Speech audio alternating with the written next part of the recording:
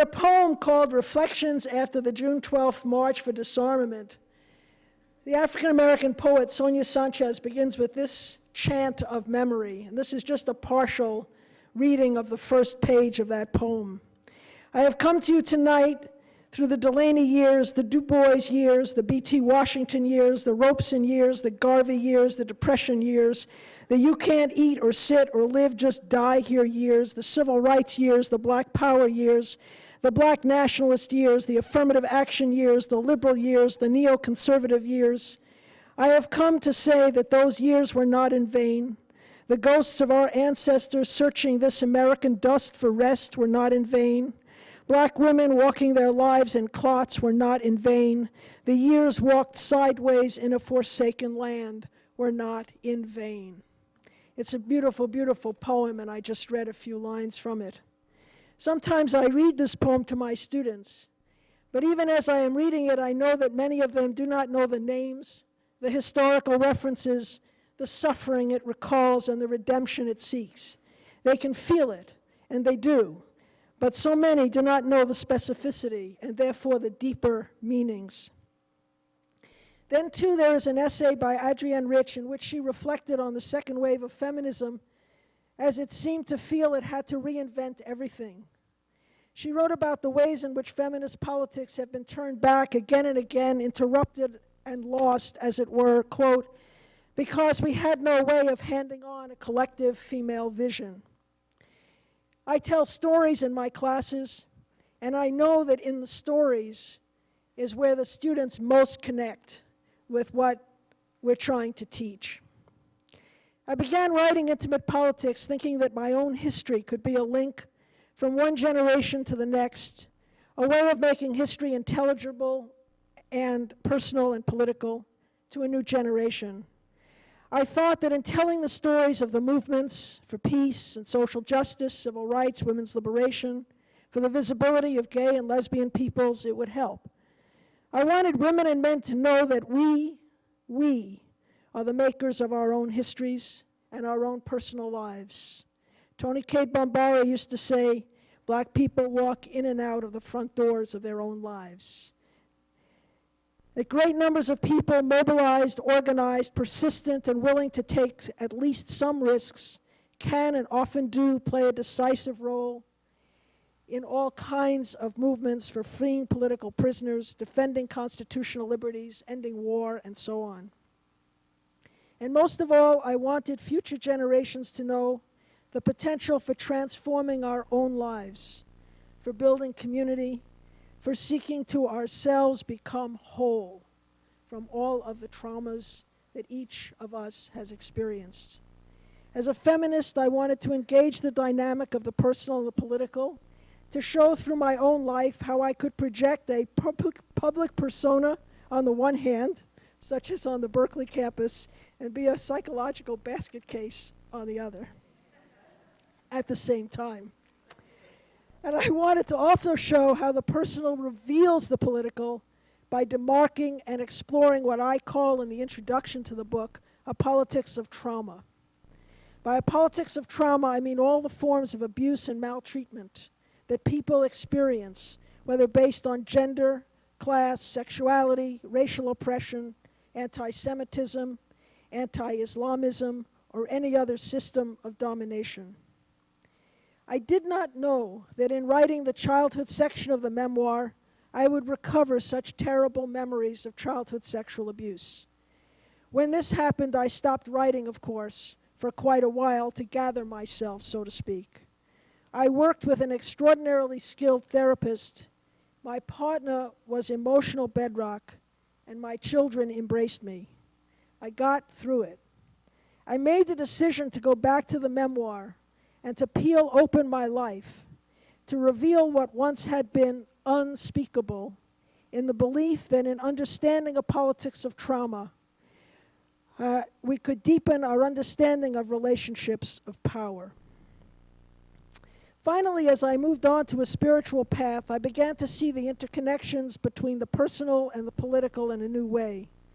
Our capacity to awaken to a deeper understanding of our own minds, to learn how to contain and dissolve anger, to make ourselves whole seemed deeply intertwined with our capacity to engage in political movements in the most constructive and beneficial ways.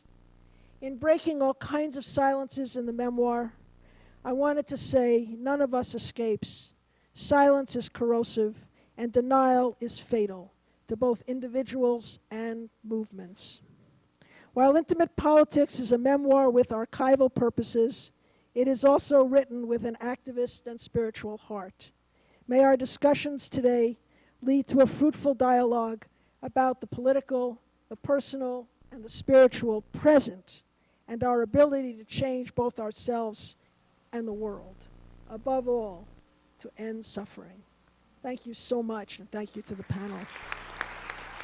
My sisters and my brothers all, good afternoon.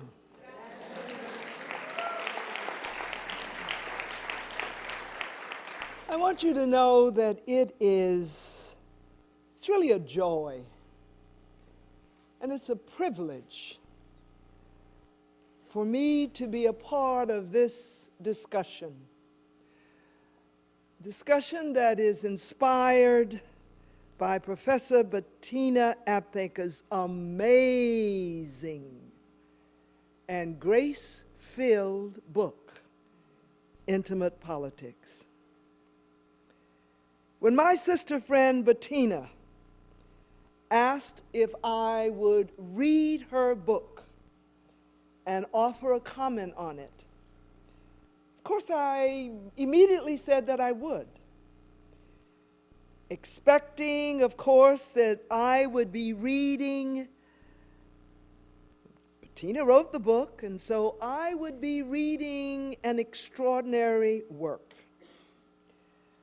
It didn't matter what the particular issues were. I knew that her extraordinary command of language would give me a very special experience.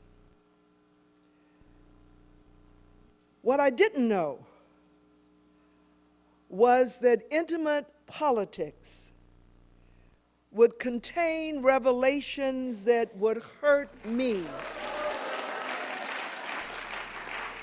that would hurt me ever so deeply. In fact, as the old folk would say in the community that I grew up in Jacksonville, Florida, they would say, I was about to have the kind of hurt that cuts to the bone. But relief came. Relief came to me as it surely came to other readers of this highly important book. For Professor Aptheker's stunning analysis of personal and political situations that are highly complex and horrific encourages us to do no less in order to understand what may appear to be too wretched to tackle, too unspeakable to voice. Because through many years of protracted struggle, Bettina Aptheker finds peace. We too are offered the possibility that each of us can also recover from the kind of nightmares that haunt us all around the clock. When I finished reading Intimate Politics, I asked myself this question: why? Why did Bettina Aptheker's book, her memoir, have such a profound effect on me? The remainder of my prepared remarks center on my response to that question. I think that I've been deeply moved by Bettina's story, her authentic story, because of the particular ways in which I am connected to her narrative. There are 3 such powerful connections, and I want to share them with you. The first is this: Bettina Aptheker's memoir describes her association with 8 movements, each of which was and is a call for some form of social justice.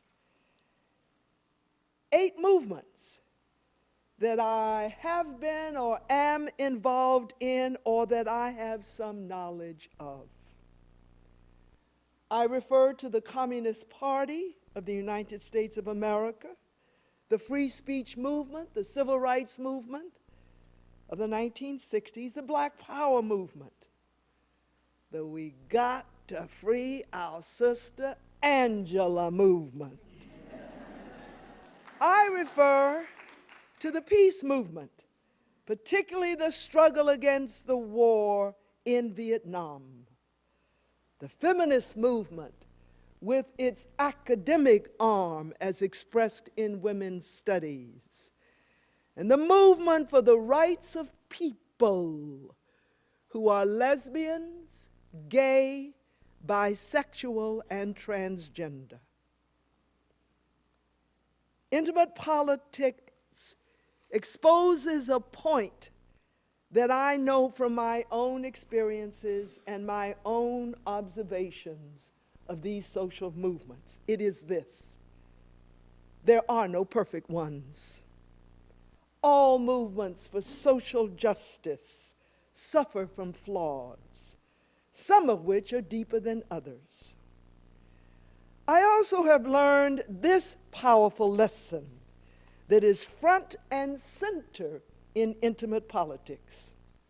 Here's the lesson: that being the victim of one form of oppression does not, unfortunately, immune one from oppressing others. Yes, black folks can and do practice heterosexism. More, I assure you, than a few white women can and do practice racism. Some gay white men can and do practice sexism. It seems to me that the reason that an oppressed person is so deeply hurt when he or she is victimized by someone from another oppressed community is because there is such an act of betrayal involved. A betrayal of the victimizer's own experience with being a victim. And there's a betrayal of the idealized hope that there is a form of solidarity among all who are oppressed. In intimate politics, I came to see yet again how I, too, have some forms of power and privilege. And I am reminded of my responsibility to deal with each of them.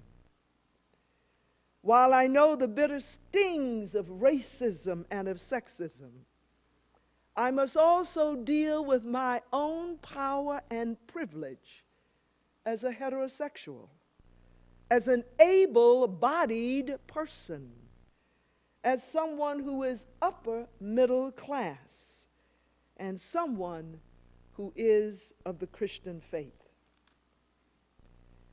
A second personal connection that I have to my sister Bettina Aptheker's memoir centers around sexual violence. Let me share this chapter from my own story.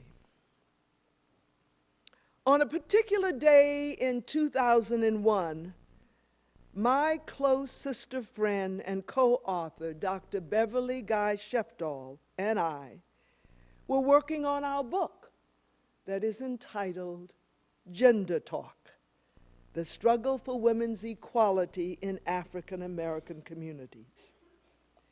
Beverly was at her computer in her upstairs study, and I was at my laptop in her dining room in what had become a makeshift second study.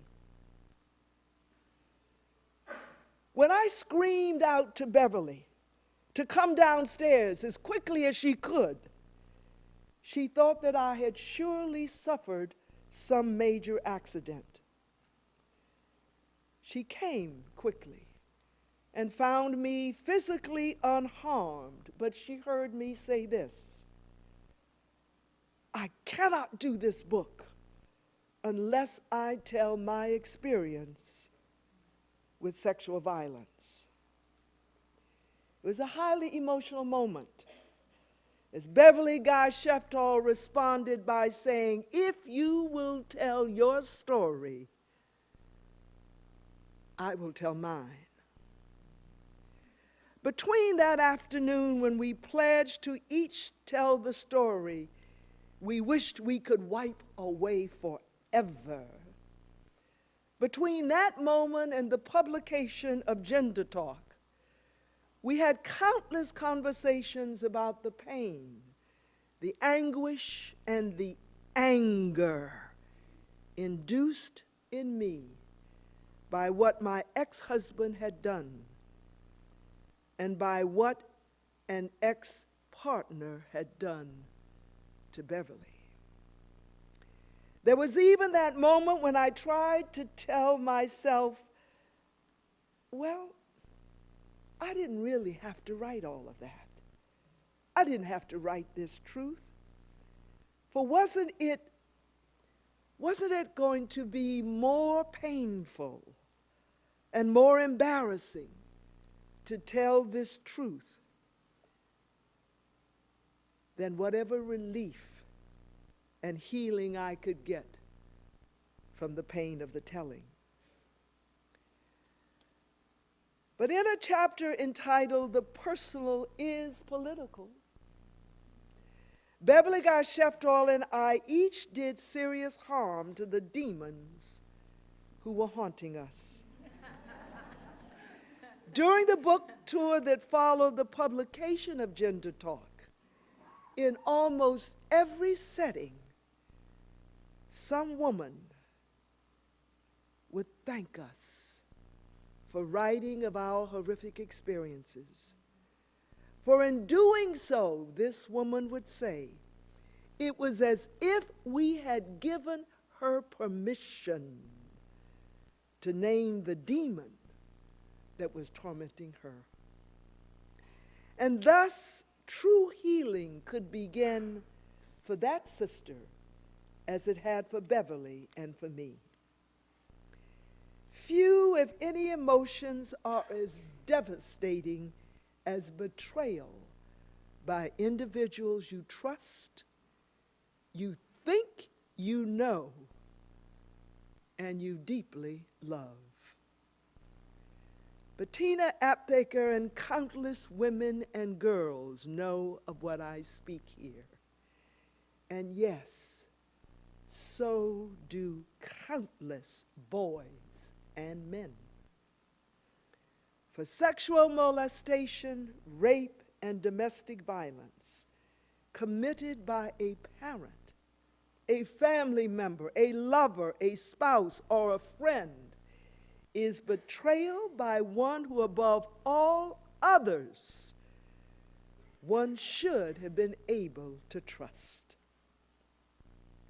There's another deep connection that I have with Bettina Aptheker's lived experiences with incest and with rape. A connection that flows from the position that I've been so privileged to hold as the president of the only two historically black colleges for women in the United States, Spelman College in Atlanta, Georgia, and Bennett College for Women in Greensboro, North Carolina. When the young women come and the not so young women also come, they are bringing all kinds of luggage. It is luggage in every conceivable color and size and condition. It is luggage that is easy to see. It is luggage that can be emptied and put away. What cannot be so easily seen or dealt with is the baggage that my sisters bring with them. The baggage from experiences with incest, with rape, and other forms of sexual violence.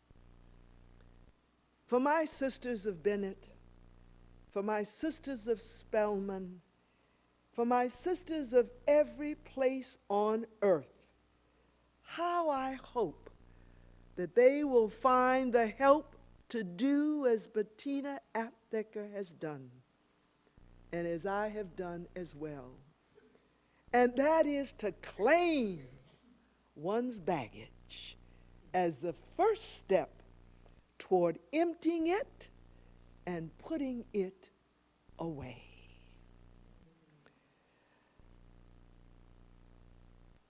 The third and final personal connection with intimate politics that I want to raise here is that I knew Herbert Aptheker. I knew Faye Aptheker, and I admired, respected, and loved them both. Now that the worst sides of Faye and Herbert are exposed, I am challenged to figure out how I will view each of them. How am I to reconcile my memories of Faye Aptheker as a personally gentle but politically strong woman? How do I reconcile my memories with Bettina's clear descriptions of her own mother? How can I place within the same frame my image of Dr. Herbert Aptheker, the scholar activist who taught me so much about American history, including American slavery? How do I put in the same frame that image with his daughter's description of her father's own enslavement to a sexual perversion? This is not the first time that I've had to wrestle with how to relate to someone whose contributions to our world are marred by a serious personal flaw or indeed a pathology. Is this not the challenge as we look at the President Bill Clinton, Monica Lewinsky saga? Where should we put Dr. Martin Luther King Jr.'s womanizing in relation to his enormous contributions to our struggle for civil and human rights? Should I stop admiring Diego Rivera's murals because of his sexual exploits, excuse me, that included seducing Frida's own sister?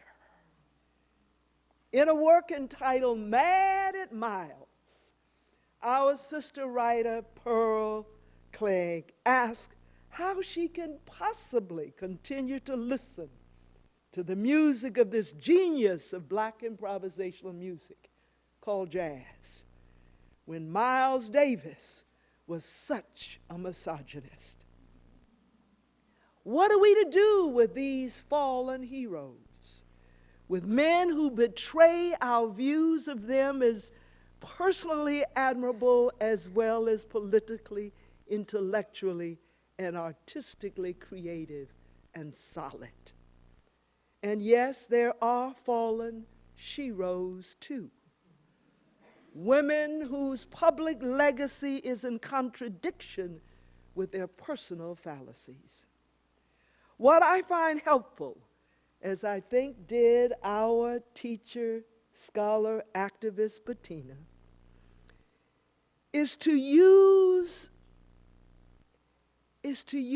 our own feminist analysis To subject such reprehensible behavior to a feminist analysis that lifts up what patriarchy, class privilege, racism, all systems of domination can produce. I want now to bring closure on my prepared remarks. And I want to do so by expressing my gratitude to Sister Bettina for a book that so deeply connects to some of my own experiences, and I'm sure to yours. And so I want to use an old-fashioned expression, one that the elders would use in the community that I grew up in, Jacksonville, Florida. When the elders wanted to say how really, really grateful they were for something, they would say, as I now say to my sister Bettina, for intimate politics, I'm much obliged. I was so touched by Bettina Aptheker's book. And then outside, I was touched by the gathering of women. And then in here, I've been touched by every person's life, what I do know and what I will come to know, and what is known just by being amongst them. What I know about my own life and what I have done to be present with my own self. It is work. And we are all being asked today to do it. I wondered if Bettina wrote it so that we would feel that we have the permission to do that very thing. Did you? There's something about rooms full of people that I really love. And I like to play with them because we sit in them and we listen and we engage whoever is speaking. And sometimes we forget to engage one another. Could you just turn to the person next to you and say whatever? Like hello? So in that simple gesture of connection, there is intimacy. Intimacy, I can't give you a standard definition, but I feel that it does bring hope. I felt as if when I was reading Bettina's book that I was sitting with her, perhaps in her kitchen over tea, and she was telling me stories. And they brought up for me stories. And so when Johnetta was speaking, I was brought to tears. But I knew I had to stand up here so I didn't cry them all out. Did you feel that too? That's good. Because it isn't just being here that's important. It's what we do when we leave. What will we do? Right now, in this moment, please send your well wishes, or if you pray, your prayers. If you send blessings, do that. To the little girls and boys, to the women and men who are suffering in the ways that we're describing today and will continue to talk about, but also because of all of the intersections we are faced with. Could you just take a moment and send some of your wonderful and great well wishes out to this world?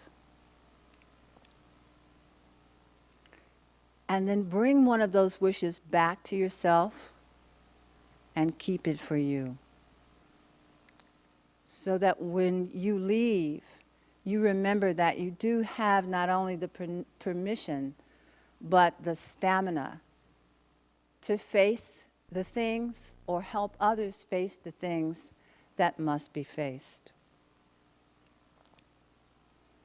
We are all connected. And I love it when we first connect and we giggle or laugh or whatever happens when we meet a human being for the first time. But our world is suffering from disconnect, from the connection to electronics and virtual life. Bettina's book is about living real life. And I just absolutely loved what she said about bearing witness. Are you familiar with the term? Yes. Bearing witness. She said that a teacher friend of hers told her that it is, or told many, that it is shedding light all over something so that no one can say that it didn't happen. Before we got here, a group of us came together because we didn't know where we were going. Someone mentioned to me that there were some responses about Bettina's book. How could she write this? And my response was, how could she not? I know from personal experience, because I grew up with an alcoholic father who beat my mother, and I was the intervening human being when I was this high, regularly. I was also raped by a dear friend.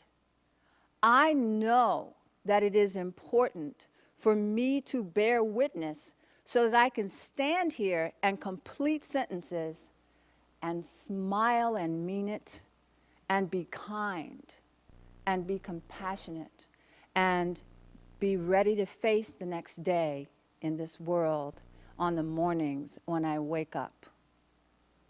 It is important that we speak our truth. It's in the silence that the demons not only live, but they multiply. It is incumbent upon us all to do something in our own way. It's maybe not a book. Maybe it's not even an article.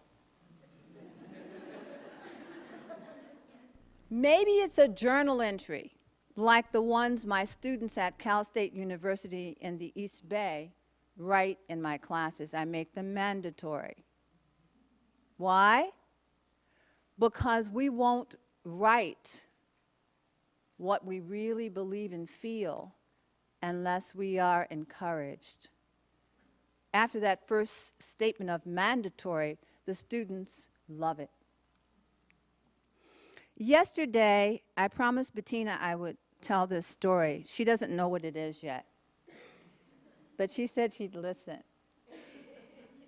Yesterday, I was working on campus, and I'm working on a project, and I'm interviewing some of the most amazing young women students on campus. And after we finished an interview, I told these two students that I had to work during the weekend, and I was going to the University of California at Santa Cruz. And they said, "Oh yeah, why?" And I explained where I was coming. They go, "Whoa, that's deep." And I said, "Yeah, it is. The book is deep and profound and compassionately written. And on the one hand, I love both and. I just love it. On the one hand, the author is talking about something so painful, and then in the next breath is talking about her love for her father. One of the two women who was sitting there, she's a Pakistani woman and Muslim. By the way, she chose to cover her hair on September 12th. Her father feared for her life, and she did it anyway. as I talked about the book Intimate Politics, in that intimate, connected setting, just the three of us, she said to me, "I'm so glad you asked us to write journal entries. I've continued to do it." Last night I got home and opened my emails, and there was an email from her titled, "The Journal Entry I Never Turned In." Let it go beyond your shirt. Let it sink in. What she said was the story of her family and the trauma in her family, from Pakistan to Canada to the United States. All kinds of things happened. And then she said, and that was one trouble that I've come to resolve. But it is being a Muslim woman who is lesbian that troubles me so. Perhaps an independent woman like me, yes, and Muslim. Perhaps a gay man and Muslim, but a lesbian Muslim woman? Come on, she said. What am I to do? How can I speak my truth? What I know is that you've given me permission, she was speaking about me, to speak it, and I'm thanking you for it in this email, because I need to have people I can say this to. She went on to say that she quietly lives her life and has a partner who loves her dearly, but she has no connection to her family because she cannot tell them the truth.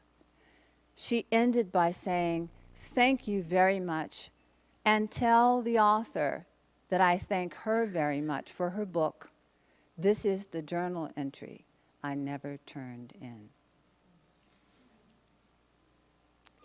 I've been thinking about that, and on the way down here I was talking with my friend Valerie about it.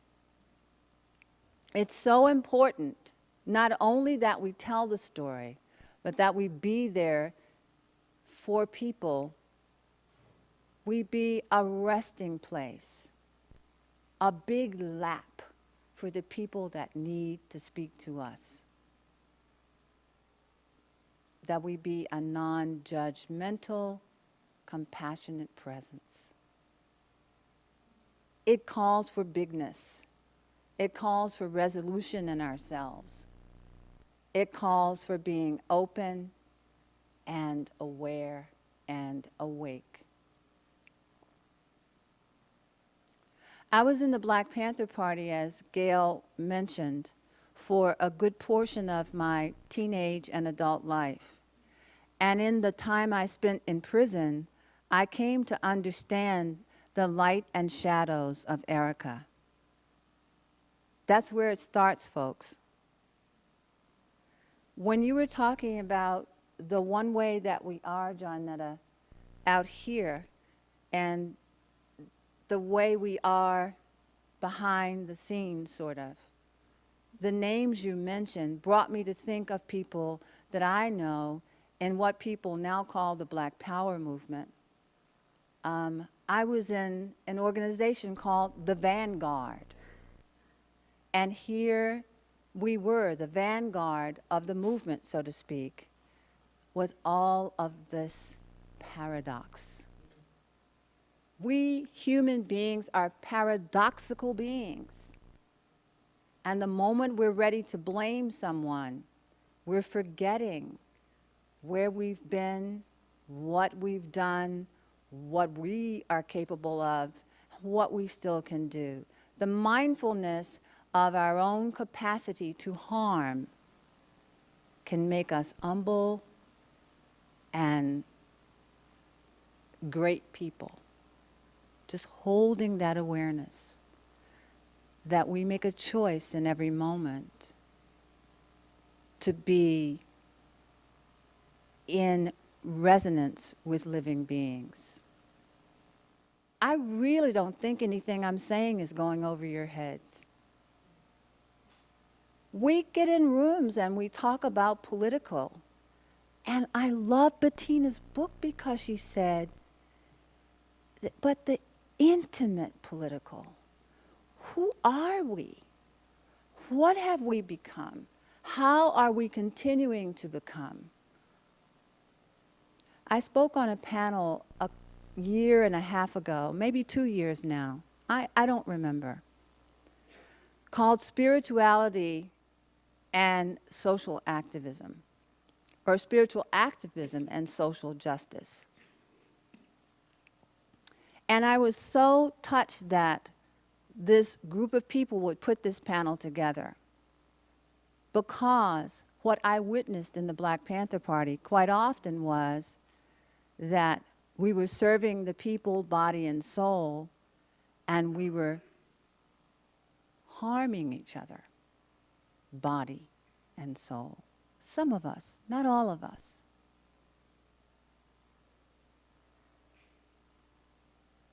As Johnetta said, there is no organization that goes without this paradoxical existence. It's phenomenal. And the greatness doesn't fade because of the harmful things. We can grow great if we face both. Yesterday in class, it's an introduction to feminism class called Perspectives on Women, a young woman from India told this story. Bettina says she loves stories because they teach. I love them too. And this woman said,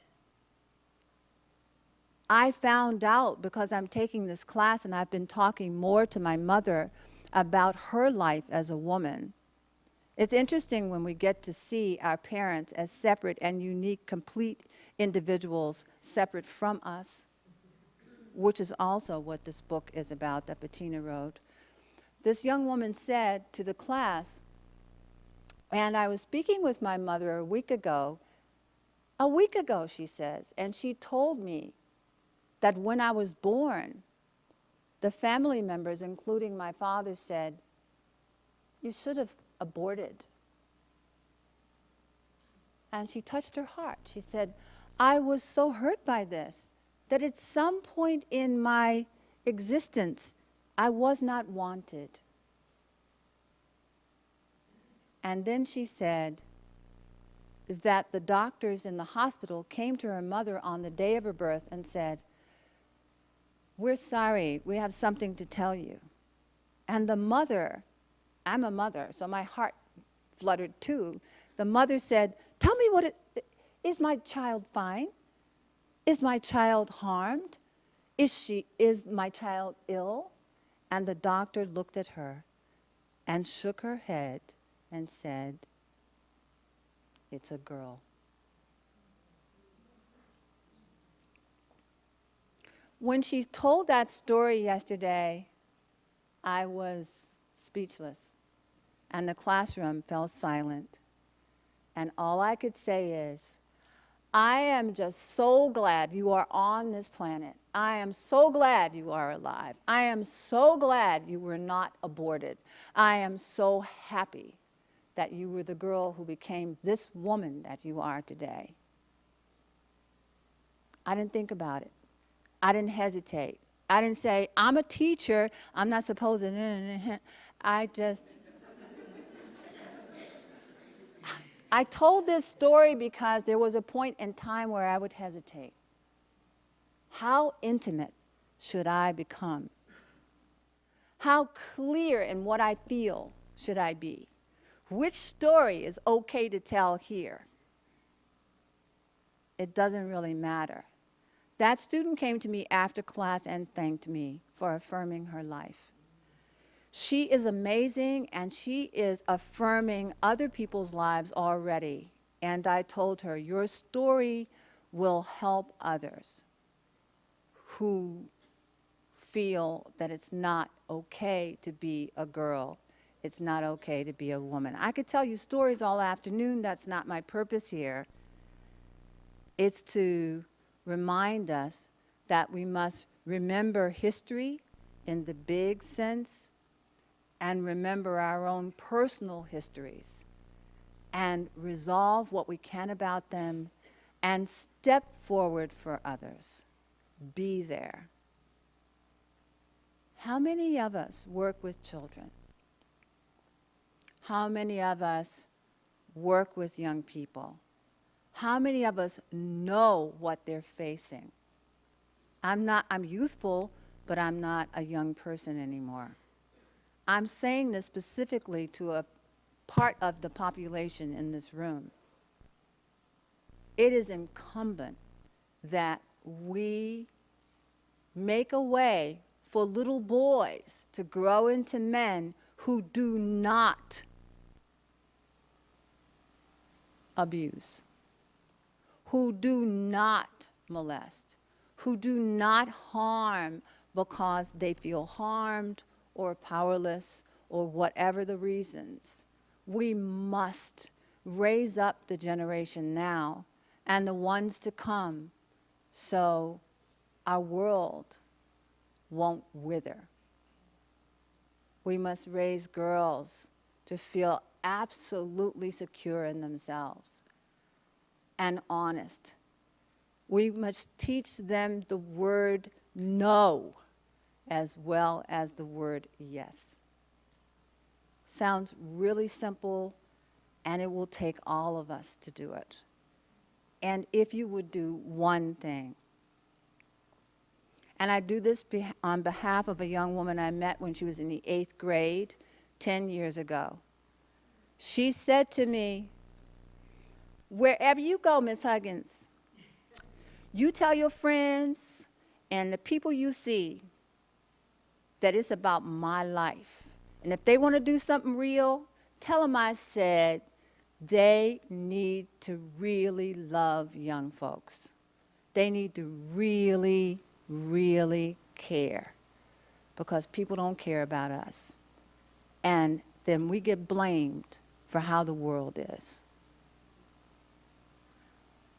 We've had our moment, many of us. We've had our moments. It's important for us to be as generous as we possibly can with everyone we meet. And I don't mean that we're supposed to be nice. That's not what I'm talking about.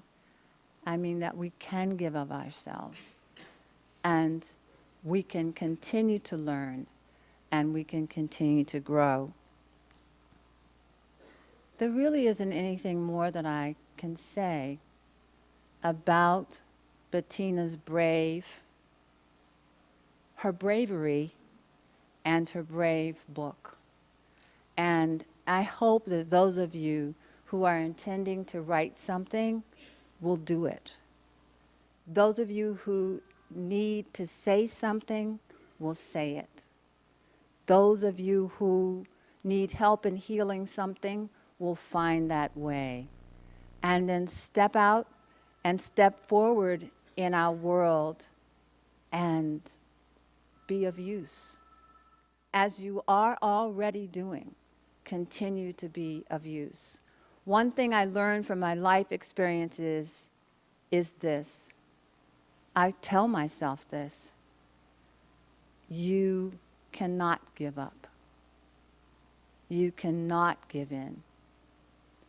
You must continue to be present in your life with the people that you're with for as long as you breathe. And I feel no pressure when I tell myself that. I have been supported, and all I can do is support. Thank you very much for listening, and thank you so much for being present. And now we'll hear from Blanche.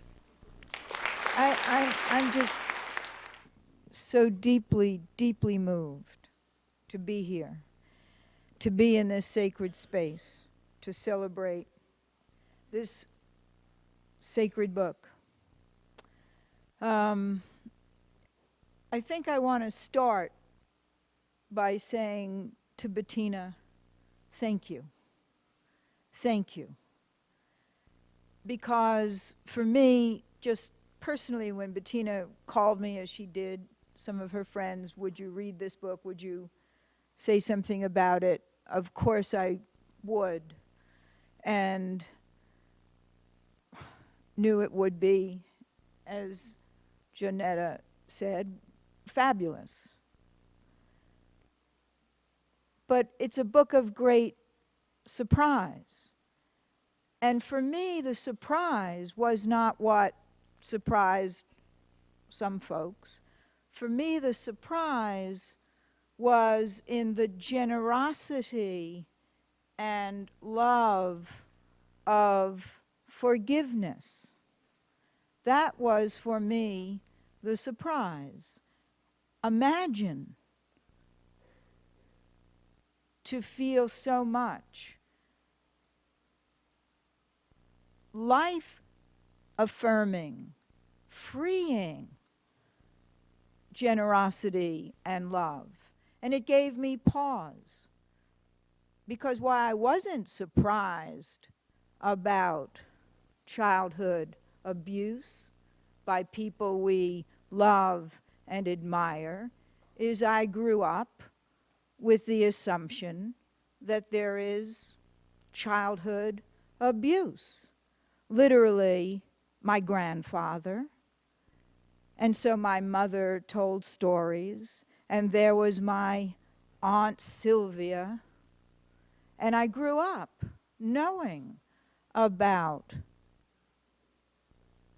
alcoholism, the family disease, and child abuse. And then, as a gymnast, I had a coach. Well, do I need to say more? I mean, is there an athlete in the world who hasn't had a coach? Someone you learn from and trust and become anorectic for, because you have to, as gymnasts do, you got to be little. I mean, so I wasn't surprised. And then I started, and that's what Ericka was talking about, I started getting these emails, on Portside, and on the History Net, Newsnet, HNN. There's a daily burden. And people were going nuts about this big deal. What big deal? I mean, this perfectly ordinary in every girl's life, isn't it? And to read the male hysteria was like, I mean, I didn't know we were so deep into the misogynist dark ages, but how could I not know that? How could I not know that? I mean, look at the world we are living in. Arguably, the meanest moment in U.S. history since slavery, with Christian fundamentalists and Muslim fundamentalists and Jewish fundamentalists and Hindu fundamentalists, all declaring war to begin with against women. This is beyond backlash. I mean, Susan Faludi, pace, I mean, this moment of insanity, and one great teacher, writer, activist has the guts to tell the truth, and the world goes crazy. I mean, and I was very happy to be friends with seems to me, the one guy who stood up, Jesse Lemish. Jesse Lemish, let's hear it for Jesse, who said, hey guys, he did a wonderful piece on HNN. Shh, don't talk about Herbert Aptheker. A wonderful piece. And this is by Jesse Lemish, who over the years has done so much to celebrate the contradictions of our lives. Herbert Aptheker, who wasn't allowed to teach at Yale, and it was Jesse Lemish who wrote this great article of Howard Cosell can teach at Yale, why can't Herbert Aptheker?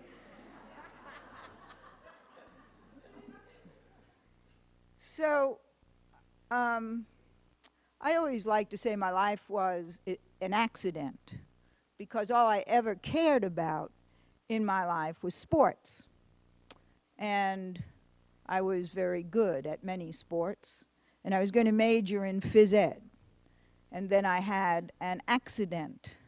A boy put a barbell at the end of a mat as I came out of a triple flip. It was one of those big inner city varsity celebrations, and I broke every ligament and muscle in my back. And then I couldn't major in phys ed, and then I had to take courses about other things. And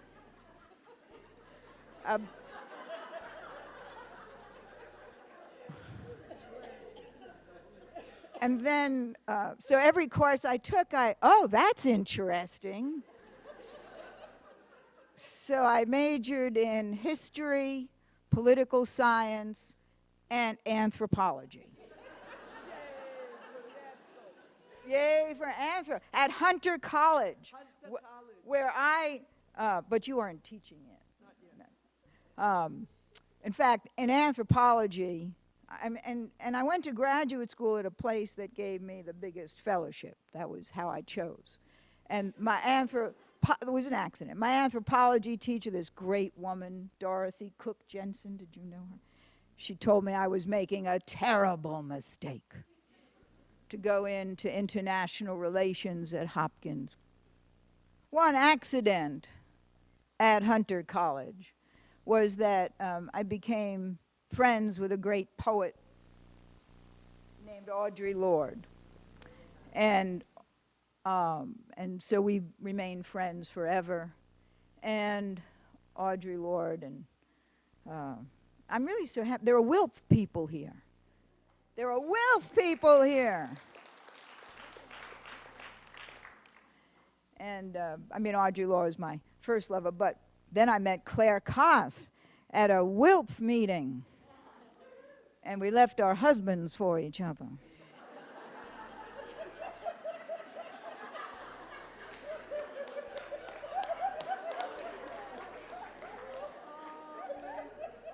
That wasn't an accident. That we worked hard on that, actually.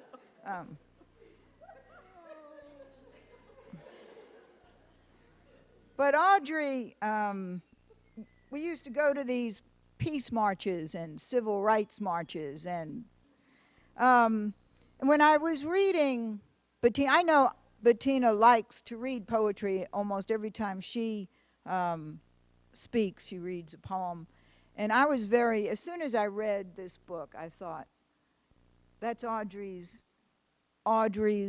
poem, who said it was simple. And Audre wrote this poem after a very wonderful peace march in New York City, about 1982, maybe it was the big anti-nuclear march. There are so many roots to the tree of anger that sometimes the branches shatter before they bear.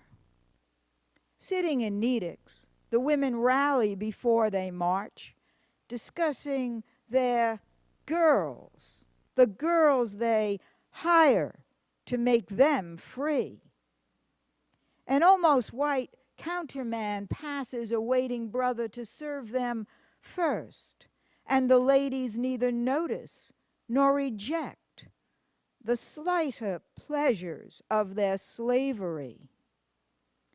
But I, who am bound by my mirror, as well as my bed, see causes in color as well as sex, and sit here wondering which me will survive all these liberations. Audrey always edited her poems, and I like to tell my students every writer edits all the time, and every writer needs an editor. And I remember at one point this great poem, which I see here was 1970, so it wasn't the 1982 March. At one point I remember this poem was, and I sit here wondering which of these liberations is going to kill me first. Either way, it seems to me to be the question for all of us at this moment, when we no longer, in my opinion, and I have to say I teach police officers and firefighters at a place called John Jay College of Criminal Justice. And so whenever I say anything vaguely controversial, I say, in my opinion.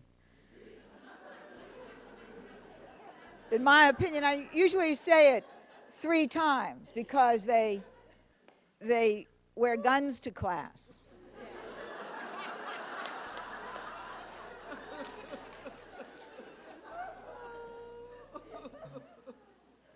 So I'm still here, and I've been there since 1967. But one of the things that I'm very struck with now is that we no longer have the luxury, it seems to me, in my opinion, of separating our movements. We really need now one big movement for a couple of simple facts, beginning with survival. It's very clear that people must have more to live for than to die for. And it seems very clear to me that we're surrounded on a planet of abundance with water wars and oil wars. And on this planet of abundance, folks are starving to death. And so we need a new movement, a new united front, if you will, but a united front, one world movement for a one world situation without borders or boundaries or walls, based on and based in human rights. Now, human rights is not just an airy-fairy phrase. It is rooted, as Eleanor Roosevelt said, in the Magna Carta and in the New Deal, that momentary idea of the 1930s that folks had a right, a human right, to economic security and to health care and to housing and to education, and then to civil liberties and civil rights and the right to travel. And this is all in the Universal Declaration of Human Rights, passed on the 10th of December, 1948, but only partially ratified by the United States because it was divided into 2 covenants. And all of the economic and social covenants, which said everybody has a right to education, housing, work, vacations, health care, and so on, those were considered the Soviet-inspired covenants. The on American covenants.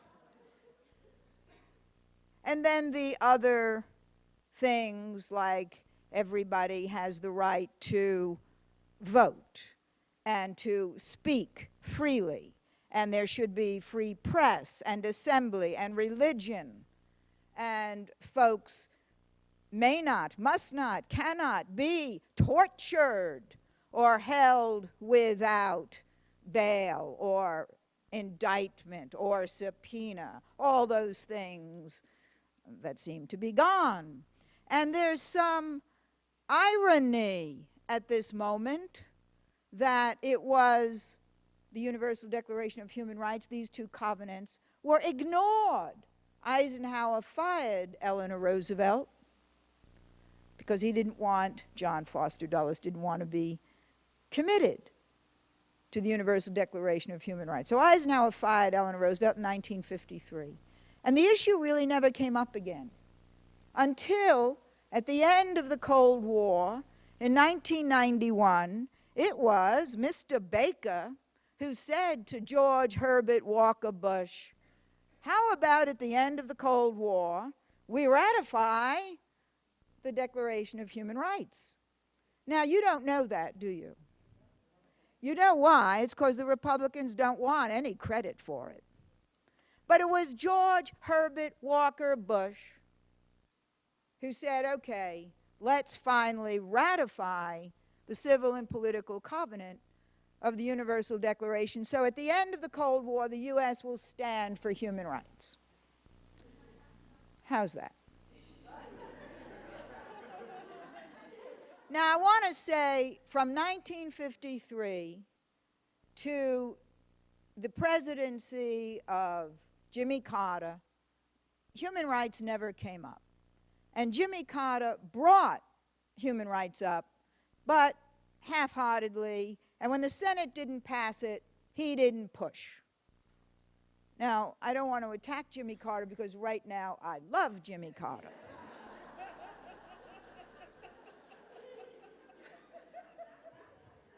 On the other hand, it was Jimmy Carter who gave us the big Brzezinski's decision to go into Afghanistan. I mean, to have Afghanistan be the Soviets' war, their Vietnam. Remember that? Do folks remember that? But he's better now. So one could do, you know, when you think about what kind of term paper you want to do about this presidency, somebody might do a Oedipal, the Oedipal history of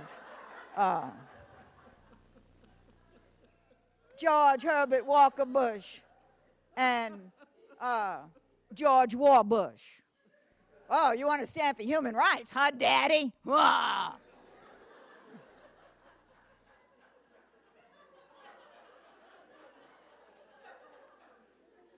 So, here we are.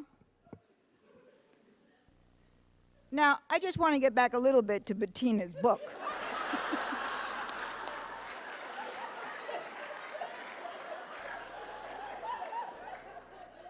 But I don't think I've really left Bettina's book very far, because what I want to say is domestic violence and childhood abuse crosses all class, all political, all cultural, all religious divides.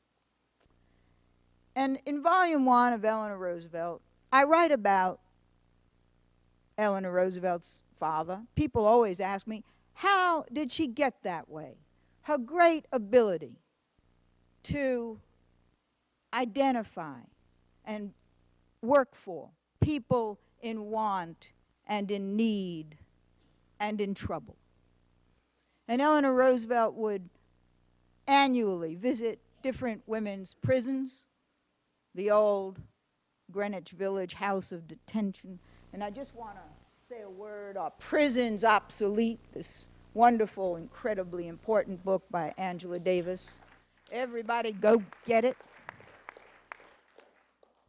And Eleanor Roosevelt would go to visit women in prison, and she'd write to her friends, I could have been anyone of the women on the inside.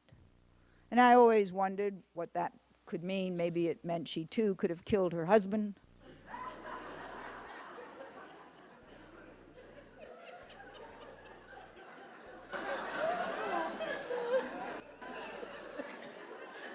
But it was really to understand her level of identification and empathy, we have to start with her father, who was such a drop-dead alcoholic. He dropped dead at 34. Now, we all know enough about alcoholism, the family disease, and some of us drink too much and we're already 70 or 80. How much do you have to drink to die at 34?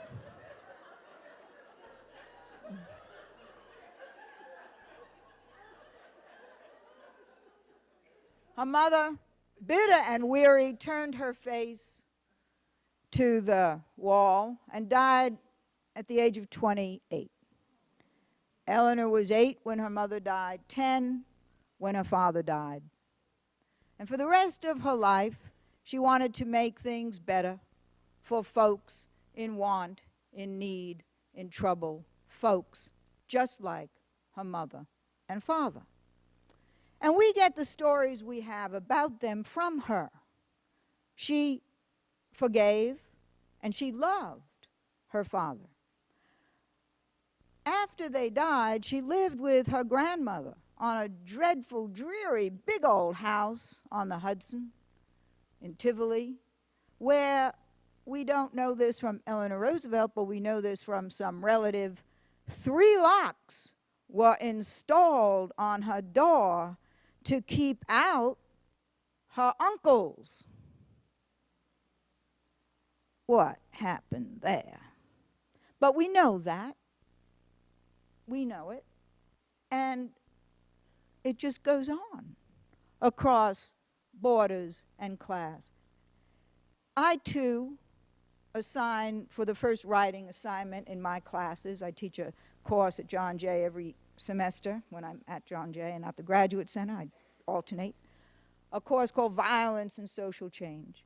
And the first assignment is a family history. There is not a family, and we have students from 140 nations, there's not a family from anywhere, there's not a family from anywhere that doesn't have some kind of this kind of history in their history. And when I talk about Eleanor Roosevelt, and now I can talk also about Bettina, it frees students up to deal with these hurts in the heart. And then there's the question of forgiveness.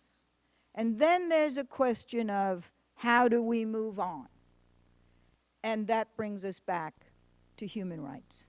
And there are 2 groups. There are many groups. You mentioned, is it Charlotte Bunch? No, there is Charlotte Bunch and Rhonda Copeland and the women who are bringing women's issues to the International Criminal Court and to the International Court of Justice, who are training judges in women's issues. And then there's the Center for Constitutional Rights. And then there is a group that I'm very fond of, and it's a group called NESRI, N-E-S-R-I, the National Economic and Social Rights Initiative, founded by the women who've been working on global women's rights issues to bring the economic and social rights covenant to the fore in the United States. We've never even had a national conversation about that part of the Universal Declaration of Human Rights. And then, working with NESRI, there's another group. It's called Eaglehurk, the International Gay and Lesbian Human Rights Commission. And I've been very happy to attend and sometimes participate in Eagle Herc's ceremonies, where last year we gave an award to the woman who founded the Palestinian lesbian rights movement. How brave is that? And then there's Dirty Laundry in Israel, Palestine, a group of people who, this is a translation, your grandmother always said, don't hang out your dirty laundry. But they have created this movement for gay and lesbian rights. And so we're dealing with, in the face of all these fundamentalists and eccentrists that are running so much of the world, there are also these fabulous grassroots movements that we can be part of and that we are part of. A new united front. A new united front that will take us with love as, and I think this is the message of Bettina's book, that will take us with love to a new level of activism for justice. Thank you very much.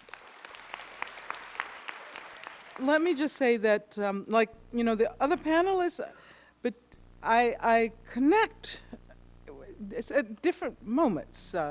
And because of the fact that I first met Bettina when I was 6 or something like that, we've connected in these various ways at pivotal moments in our lives, as you can sort of see from the book. I can also tell you that I participated in a number of discussions, sometimes very distressing conversations among former, current members of the Communist Party. And I suppose I've been particularly troubled by the extent to which people so readily turn down the invitation offered by this memoir to reflect and to remember. And it's clear to me that even those who respond negatively and often participate in the conversation without ever having read the book. And there's a lot of discussion that's happening among people who don't bother to read the book because they assume they already know what the book is about, and that is it's about Herbert Aptheker, the pedophile, right? I mean, they assume that so but at the same time, even those people are carrying forth invitations to reflect on, issuing them to other people to reflect on their histories, and perhaps in a substantial way, and not in that very simplistic way. You know, one of the things that happens to me over and over again is that, and I'm sure people do the same thing to Bettina, they come up to me and they imagine me as somehow having been transported from the 60s, you know, to the, like, and they say, they introduce themselves and they say, and I come from the 60s, you know.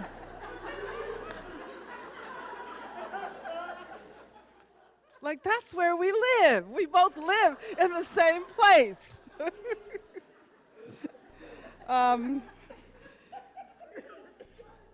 But this memoir allows us, gives us, or mandates that we think about that period as being rife with so many contradictions, many of which are revealed in the book.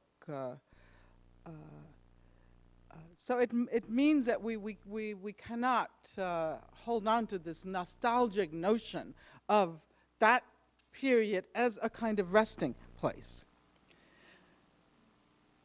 But you might get the impression from the book that feminism becomes a resting place, a comfort zone. And I don't think that's the impression Bettina wanted to convey, because it is also a site of struggle. And I should say that from my experience in the party, I saw that formation as a site of struggle. You know, not as a monolithic organization, but as people who were willing to fight over, struggle over, all of these issues, including the role of women, and including what counts as feminism. But it was also about community. It was also about figuring out how to create community that is not reducible to family. And in a sense, it was about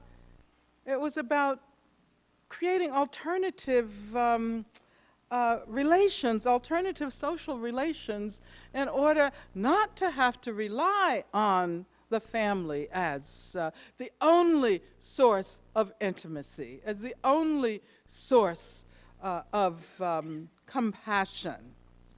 And so I want to say that as I conclude, wow, did I go that long?